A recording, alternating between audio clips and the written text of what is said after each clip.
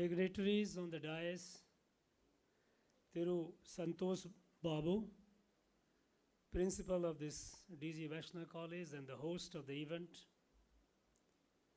most respected Thiru Kalyanaraman Srinivasan, who has dedicated his life to tell the truth of this civilization,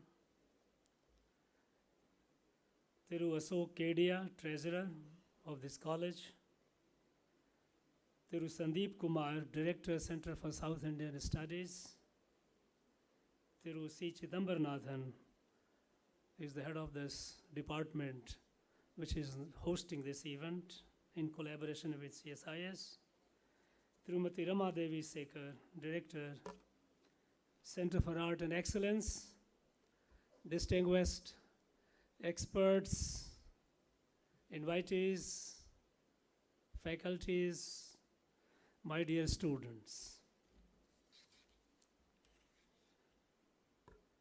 Coming to D.G. Vaishnav College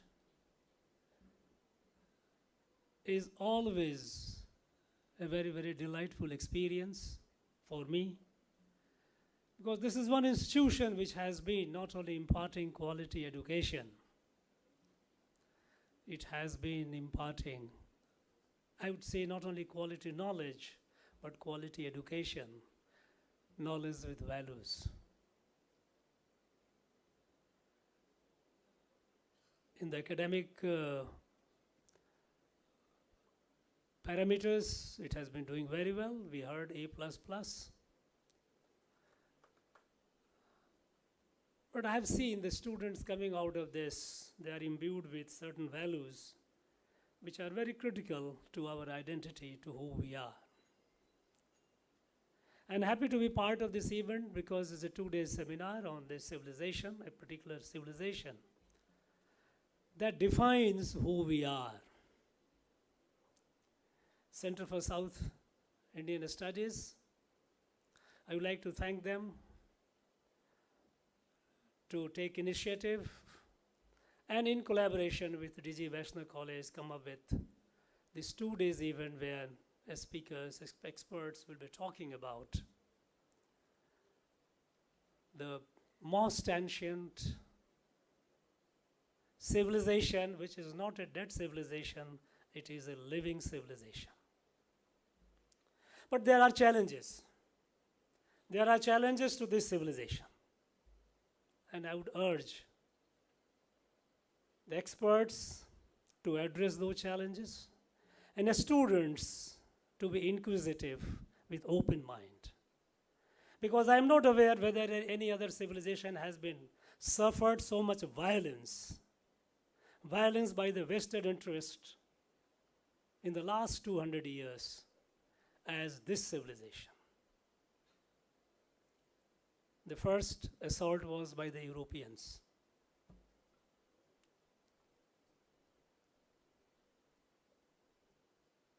For them it was a necessity.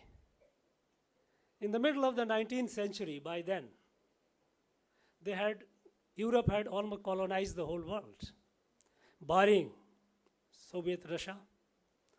Before it became Soviet, Tsar was a powerful person. He could resist. Tsar himself was an imperial power. Japan and part of China. Rest of the world was colonized by Europeans. Entire America, north, south. The whole of Africa was colonized and the whole of whole of Asia, except Japan, part of China and Soviet Russia, the whole world, they had colonized it. All kinds of atrocities were happening. They needed a justification for imperialism. They needed a moral and intellectual argument to justify what they were doing. And I would urge the students to listen it carefully.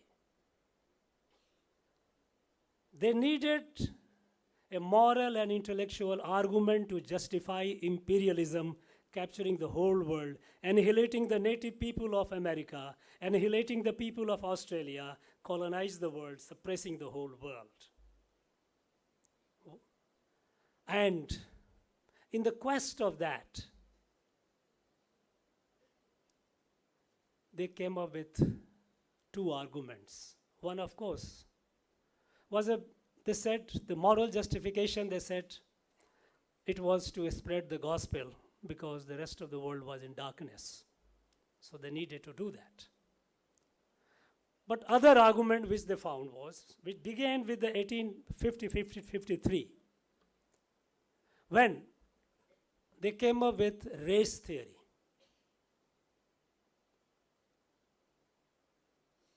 Arthur Comte de Gobineau, he wrote 4 volumes, Inequality of Races. He created the first intellectual argument that there are 3 races in the world, white, yellow, and black. And white is the superior race, is the master race. He came up with the argument that all these 3 races had inhabited the different parts of the globe and they emerged in their respective areas.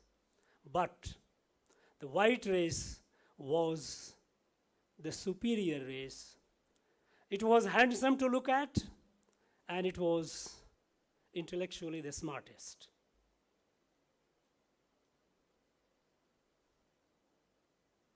That unleashed a chain reaction of subsequent enterprises by so-called intellectuals.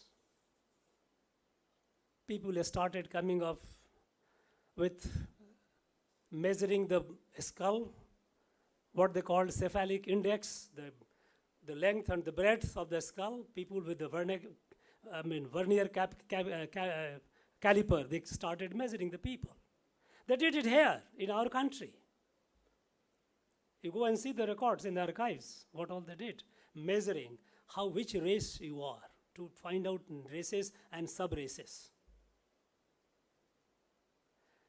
On the back of that came Darwin's theory, a hypothesis which they exalted to the level of a scientific fact. And what Darwin said, the smartest shall survive, and it is the destiny of the weak to perish. As simple as that. His theory of evolution is nothing else than to say that in the evolutionary process, it is the smarter one that survives, and not a smart, dumb one will perish.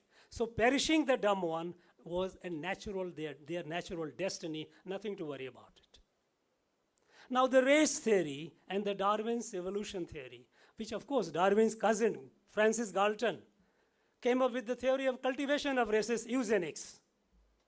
All this is happening in 1850 onward. That they must have the pure race. Then of course, Nietzsche came up with Übermensch, superior man. And who was the superior man among, of course it was the white races. Now in this process, they justified occupying the rest of the world because they say those, in fact, Winston Churchill, when the annihilation was going on in Australia, natives were being killed. In America, of course, they had already completely annihilated them. When the questions were raised, Churchill is reported to have said, his most notorious quote, dog in the manger. You know what is manger? The big ball in which the cattle eat. He says, if the dog is sitting in the manger, that doesn't mean that manger belongs to the dog. It belongs to us. Race theory. So superior race, it was their destiny to rule the world, and others was to perish, to be subservient. This. While all this was happening, there was a German, Schliemann. This German was actually a businessman. He used to excavate places and used to dig up things and used to artifacts, old things, antiques, also gold and silver, and used to trade. While he was doing the excavations of city of Troy, we know the city of Troy, the Battle of Iliad. He came up with large number of potteries and stuff with mark, what we call swastika. And he found that in different parts, so some other parts of the Europe also. And then he was wondering, what is this? It resembles to the gamma letter in Greek, part of it.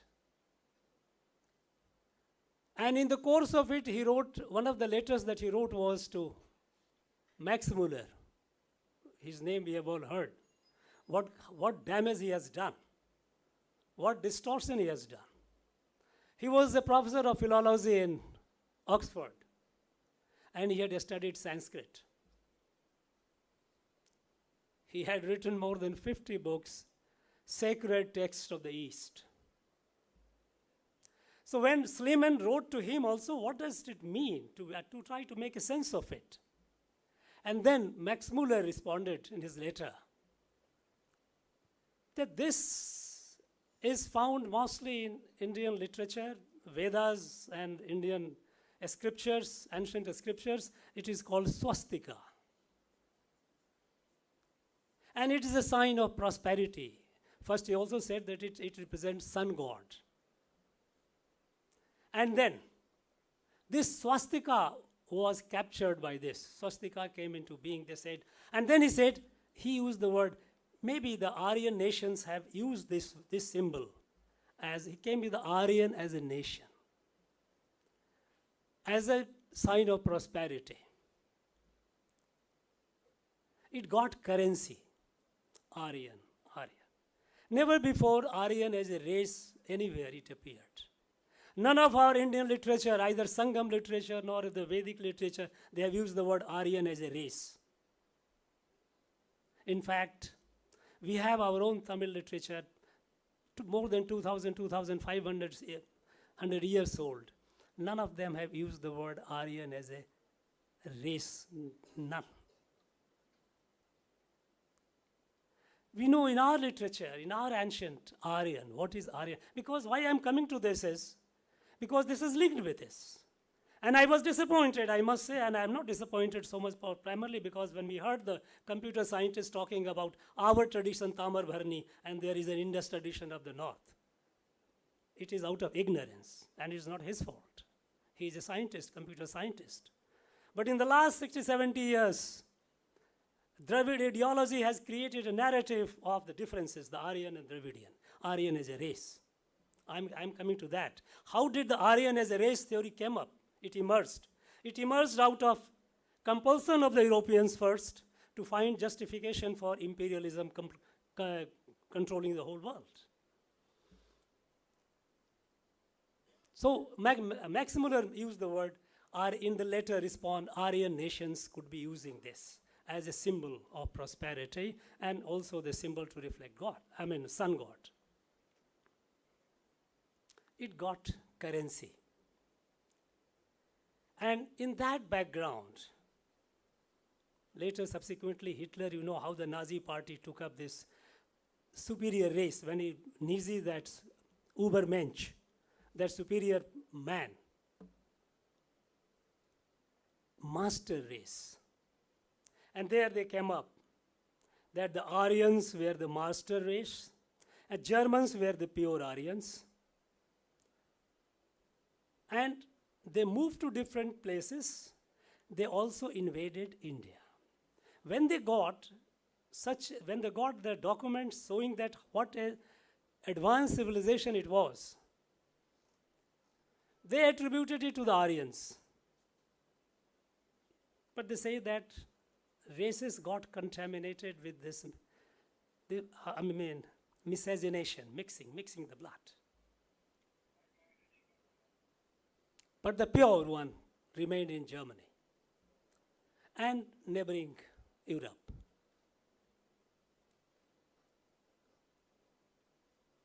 Aryan as a race, Aryans invading India, it got so much into literature, so much into it, that we were all, as a student, though in college I studied science, physics, but in school text we all learned this, how Aryan came from outside.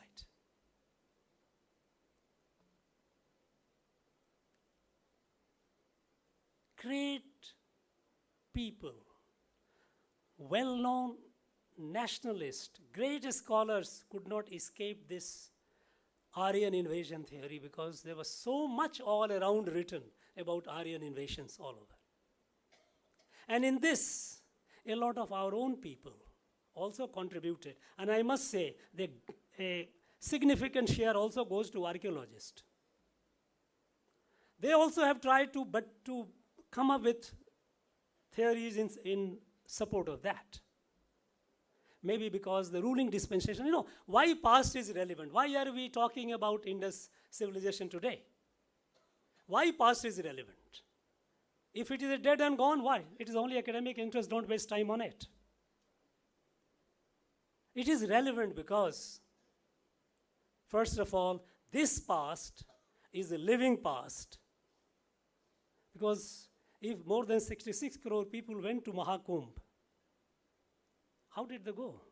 Who gave them the invite? Lakhs and lakhs of people from Tamilnadu went. Nobody invited them. They went on their own. Railways had to run special trains. A living civilization. A living civilization. And this living civilization, which originated from there, it becomes important for us as a nation, as a Rashtra. And we must know about it. And I urge the scholars, please decolonize it. Our Prime Minister has given a call. And rightly so, the nation has a call now. One of the Panch Pranis, decolonize ourselves of the last vestiges of colonization. Remove the last vestige of colonization. When I heard about Indus civilization, and I was hearing the feeble voice of Thiru Kalyanraman's Srinivasan, Saraswati Sindhu civilization. What is this Indus civilization, by the way? We know that this civilization was not just along the Sindhu river. First of all, as people here have difficulty calling Bharat, they have so much got India that they have difficulty calling Bharat. Though the people of this country for thousands of years never called it India. But our people will have difficulty. So similarly, we say Indus. We have difficulty calling it Sindhu. Now, is it a Sindhu civilization alone? Experts are sitting here. They will bear with out and they will discuss about it. This civilization grew along what we call Sapt Sindhu, Saraswati and Sindhu. Our Rig Veda, in the Nadi Shukta, it mentions about 10 rivers from Ganga to Sindhu.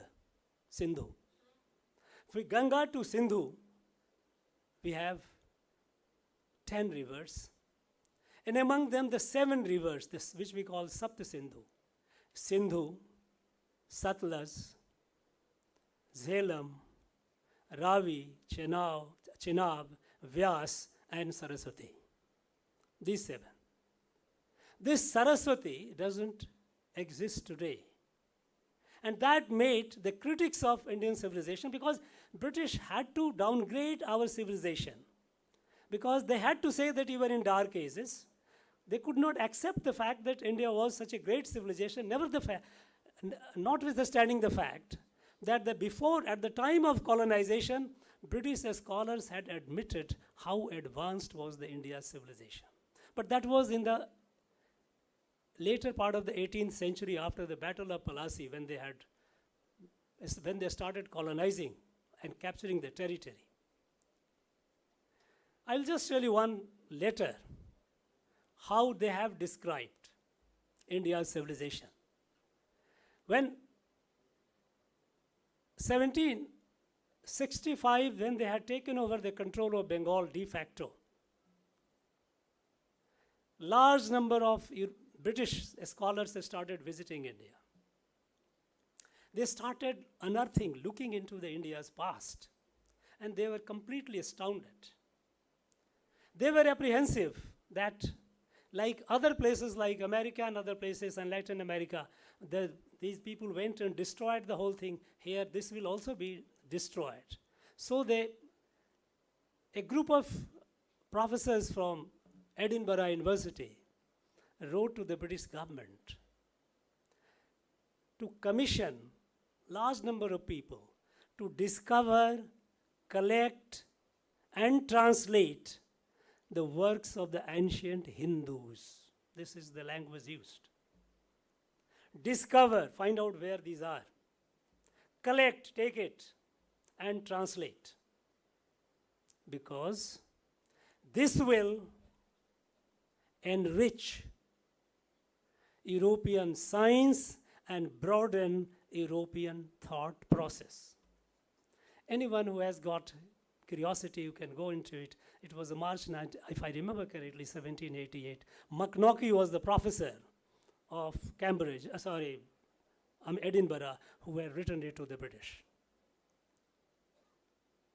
He says, this will enrich European science and broaden the European thought process.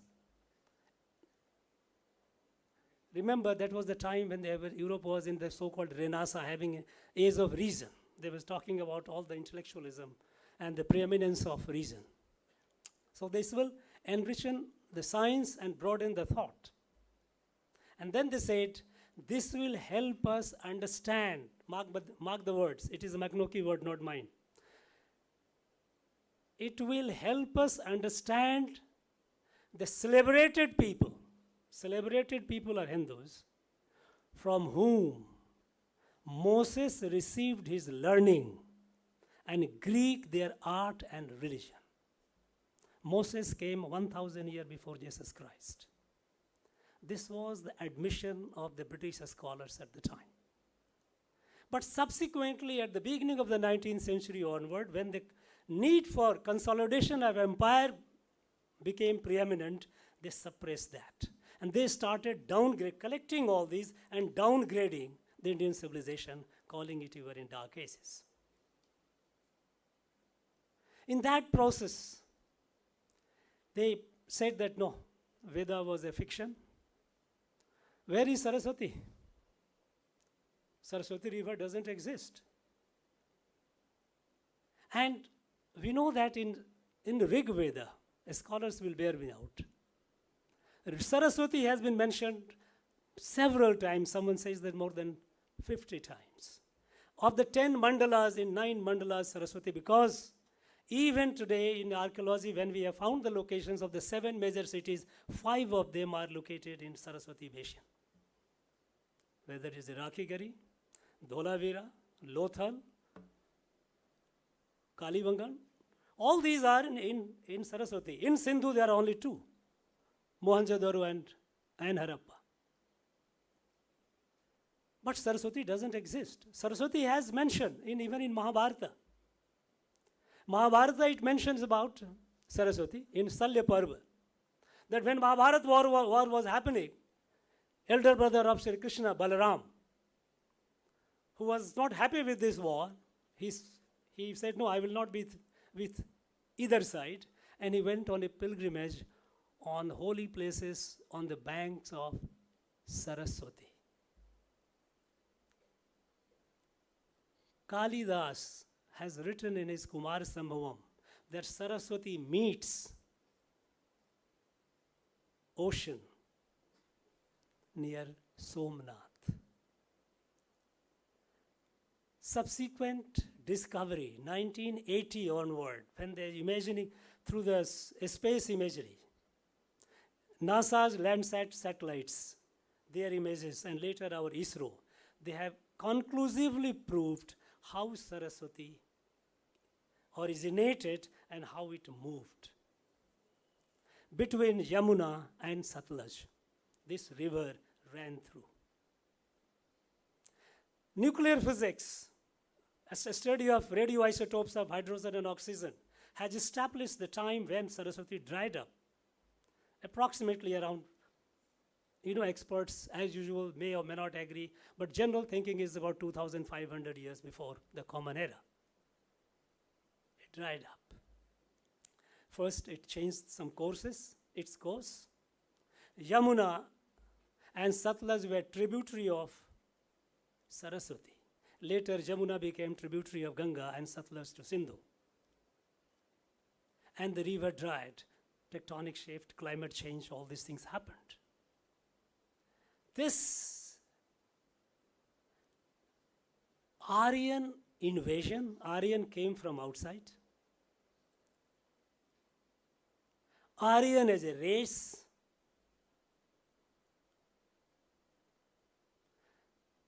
and Vedas are myth. Even in our literature, we say Saraswati is a mythical river. You know what is myth? A lie which is repeated many times becomes a myth. It's not a myth. It was a reality. Now today, scientifically it has been established through satellite imagery and through nuclear physics that Saraswati existed, and also approximate time when it dried up. Now in this civilization, this large civilization in the Sapta Sindhu, it gave rise to those thoughts, those wisdoms, those texts, which became eternal. When Vedas gave us the light, that the entire creation is a family, the Creator having created the entire creation is present in every element of the creation. We are all one. Not only humans, the plants and animals, we are all part of the same. Integrally and organically connected. This revolutionary thought was revealed in the Rig Veda during that time. And by the way, the time of Mahabharata and Rig Veda also has been by and large established. Because we know that it has been now established that Rig Veda happened at least 2,000 years before Mahabharata. And Mahabharata happened about 3,100 years, approximately. That is the general assessment. And all this has happened not through a speculation, through fixing the planetary position. So not constellation. Planets keep changing. When the modern science, modern astronomy, with all these, we have been able to fix it. These are not fiction, these are not stories. As I was reading some of the works of E.V. Ramaswamy Nayak, E.V. Ramaswamy says that Aryans were barbarians, they came and invaded, and they were all drunk, intoxicated, they were dancing and singing, and that song they imagined all these things that happened in Ramayana and Mahabharata. They are all intoxicated songs of these drunken barbarians. Europeans said, no, since there was no Saraswati, there is nothing. Now this, first of all, when I say decolonize, let us stop calling it Indus civilization. Can't we call it Saraswati Sindhu civilization? Is it not a fact? If it is a fact, then let us accept it, let us call it. Let us not use those.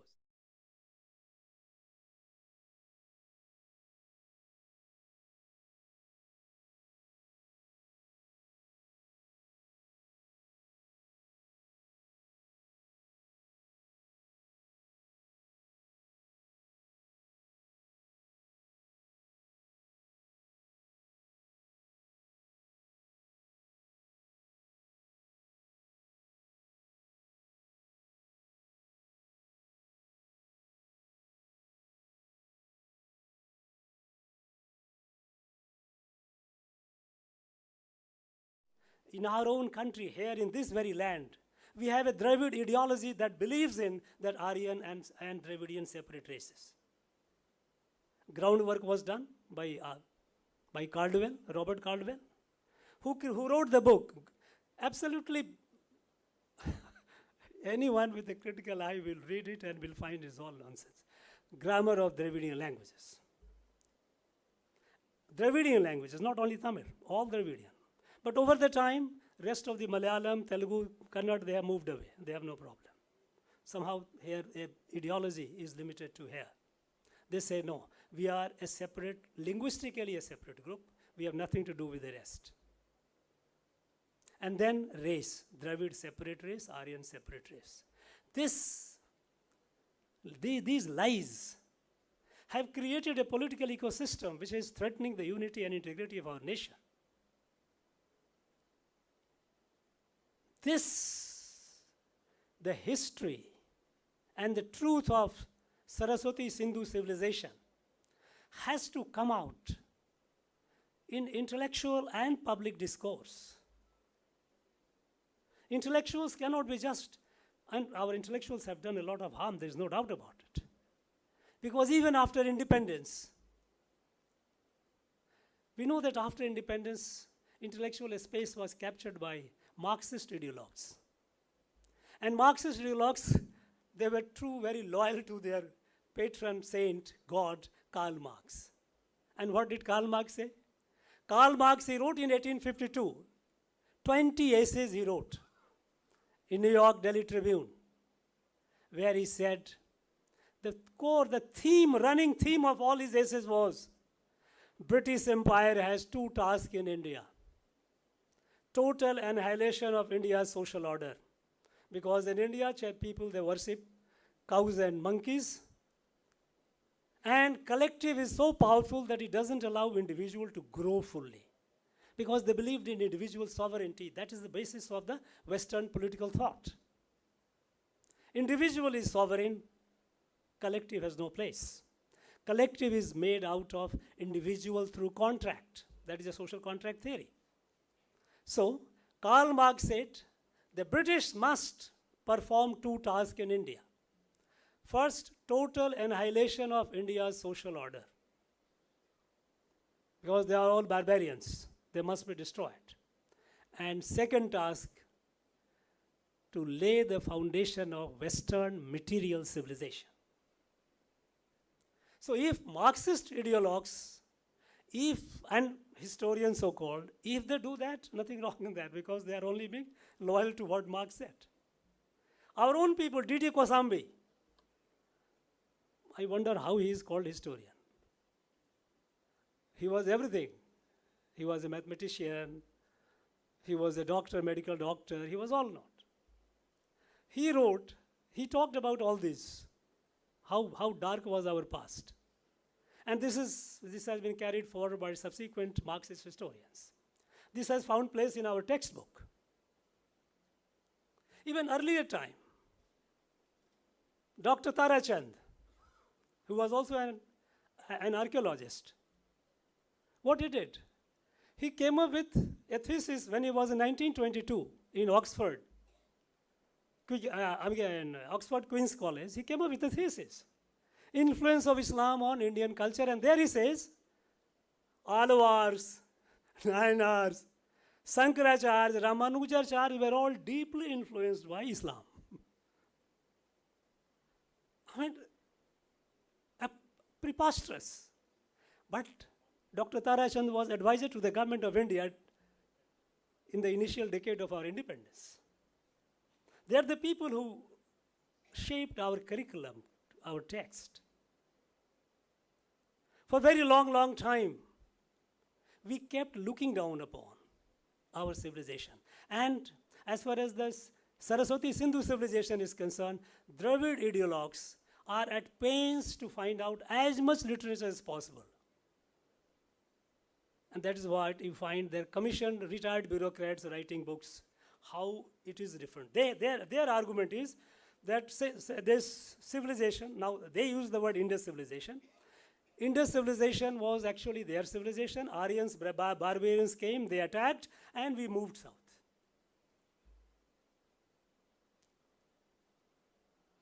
The fact that no such conflict is mentioned in any of our ancient literature, neither in Tamil nor in Sanskrit. Both are the oldest literature in the world. Nothing is mentioned. Even subsequently, as late as I'm not aware, I think experts would be able to throw better light. But I came across an article, a piece, a research paper in Harvard Medical Journal Cell, CELL, in as late as 1919. When they did this DNA study of the skeletons found in various parts, they found there is a homogeneity. There is nobody from outside. There was no mark of any injury on any of them. People, if they had come from outside, there could have been some differences in terms of genetics. It wasn't. Then they come up saying that in Veda they are talked about cows, but there is no imagery of cow. But the fact is you have plenty of bulls. Bulls imageries are there. Now can you think of bulls without cows? All they have been at pains to find out, to say that that civilization here, it is relevant to us. Europeans are now, they are doing away with the race theory and all, at least intellectually, and they are at pains to keep distance from that. And so they don't talk much about the race theory and Aryan theory and all. But here in our own state, there is a reigning ideology that believes and that has been churning out literature. Polemical literature, not well researched, I must say. Polemical literature is you have a viewpoint and you create a document to support that viewpoint. It's not an independent study. They have been at pains to come up that, look, we are different racially. We are different. It is a different civilization. And so much so that people here, the 3 generations of our people here, they have only learned in the textbook what they have been fed. It's a poison which has been infused in the mind of our people, that we are a separate. The fact is that the light that originated, it has spread over the whole land mass. And when they say Aryan is defined. In our literature, Yoga Vasist, it talks about who is an Aryan. And Yoga Vasist says, who is an Aryan? Kartabyam acharan kamam, akartabyam anacharan. Tishtati prakritacharo, yah sa arya iti asmrita. Kartabyam acharan kamam, akartabyam anacharan. Tishtati prakritacharo. Arya is one who is discreet, who has vivek. In Tamil we call vivegam. In Sanskrit, vivekam. So he or she has a right conduct, conducts appropriately. Prakritacharo, time, deskal, time and space. Appropriate conduct.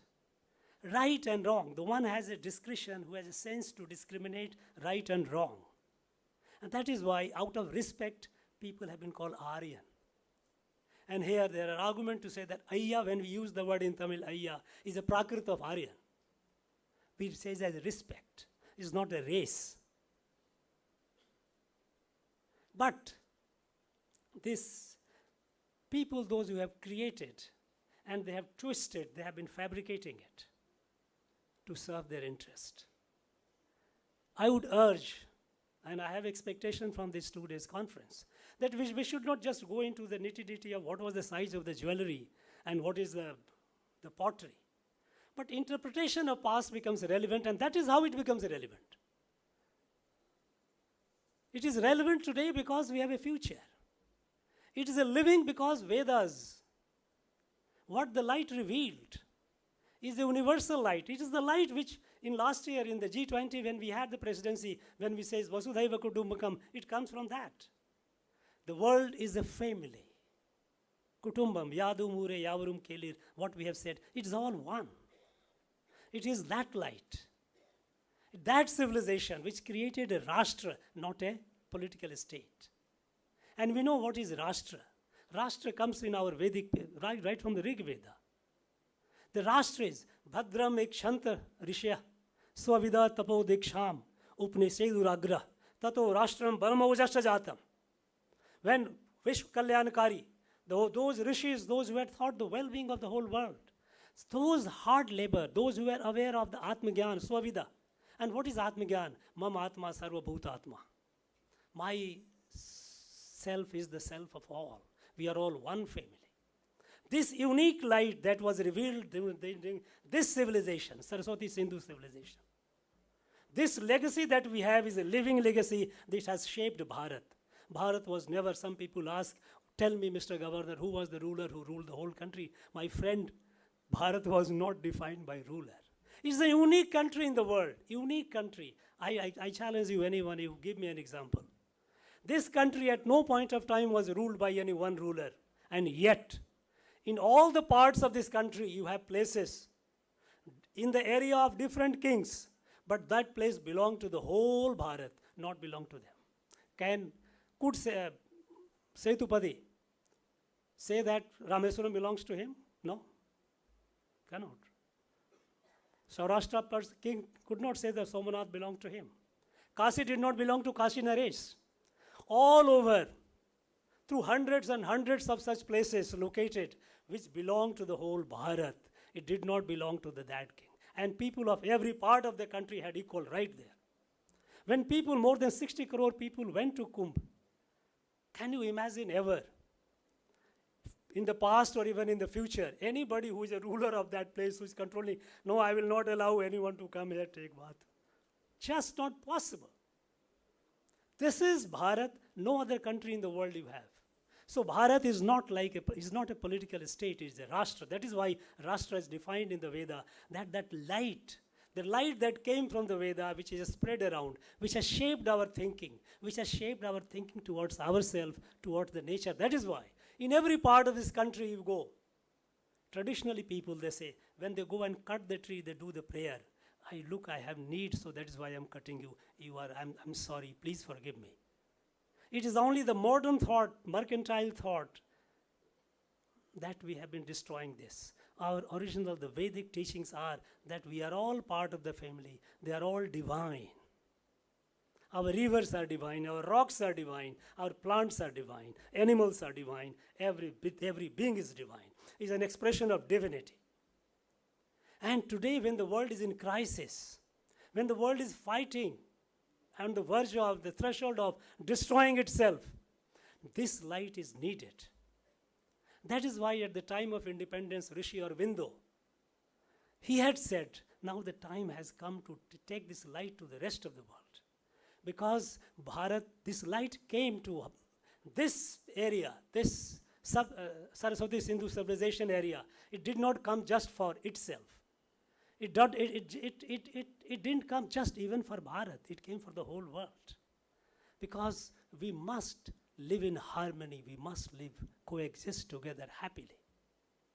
So we have an obligation. Bharat has an obligation, and when today Bharat is rising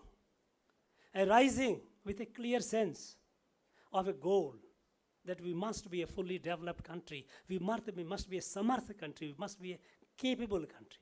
Because if you are weak, this knowledge was there with us for thousands of years, but people didn't listen to us. Until 10 years back, whenever India spoke, people didn't take us seriously. Today it is not the case. Today when Bharat speaks, the whole world listens. It listens because we are becoming more and more capable. We have the confidence. And that confidence that comes is confidence from the continuity, civilizational continuity. We are not people who have created ourselves since yesterday or since 1947, no. Minimum 7,000 years. Because if we say that the Vedas were 2,000 years before Mahabharata, and about 3,000 plus is before the Common Era, then obviously nearly 7,000 years minimum. It's a continuous civilization, a living civilization. And this civilization has to be rescued from the onslaught of vested interests who have tried to downgrade and downplay us. The country must rise, Bharat must rise and it is rising with a sense of selfhood, self-pride.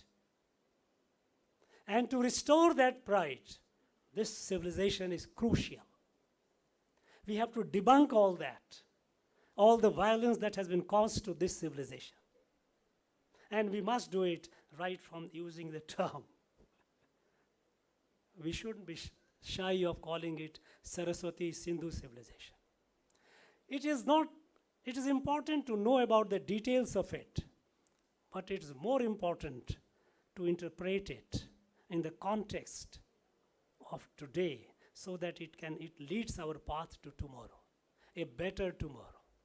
And that is what is needed today. And that is what would be the expectation from these 2 days seminar.